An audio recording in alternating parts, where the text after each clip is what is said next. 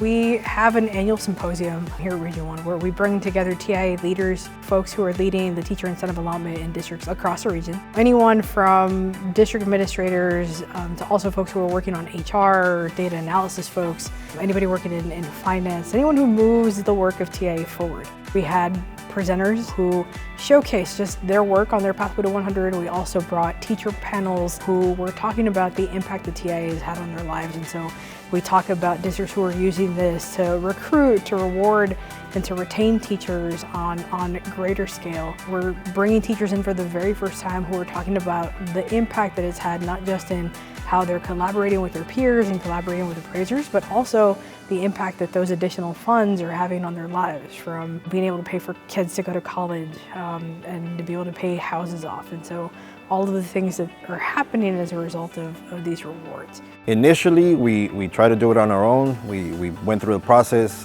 We have good people here, and maybe we were going too big. So once we were able to talk to some technical assistance providers, they suggested to narrow the focus. So we started out with just 2 categories, and that's how we got approved, and we've been expanding ever since. My presentation was laying the foundation for better instruction, better learning outcomes, but also how we celebrate our teachers, right? How it can't just be a plaque or a pat on the back at the end of the year. You have to kind of be able to give them that validation throughout the year. We had Zapata ISD this year who talked about what it looked like to engage your stakeholders. So bringing teachers together, bringing appraisers together, bringing all district administrators together to talk about what their pathway to 100 would look like, but they are just starting off for the first time. So they worked with our team very closely to develop a strategic plan for implementing a TIA local designation system beginning to end. So looking at their current practices, identifying areas for refinement, and preparing to submit that application. Without the help of CE3, the process would have been very, very difficult.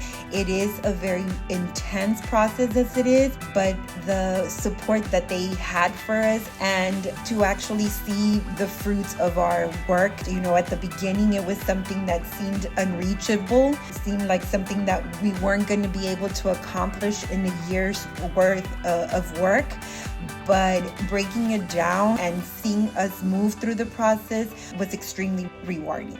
It served as a really good example for folks to come and learn from them, to talk about what does it look like, right? What does it look like when you're looking at TIA for the first time, when you're developing a strategic plan, but you're engaging all stakeholders across your district to make sure that they have access to the information, but they're also continuously engaged in putting a plan together. Region 1's been one of our go-to people.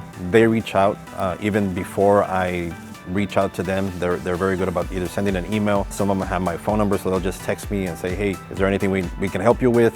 This deadline's coming up, or this is coming up, like for instance, expansion modification. Hey, do you want us to review your expansion modification? We can meet. I was able to send my information to them. They reviewed it, gave me a whole breakdown using the rubric, so they've been great. They equipped us with everything that we needed to do to make this very positive, very rewarding.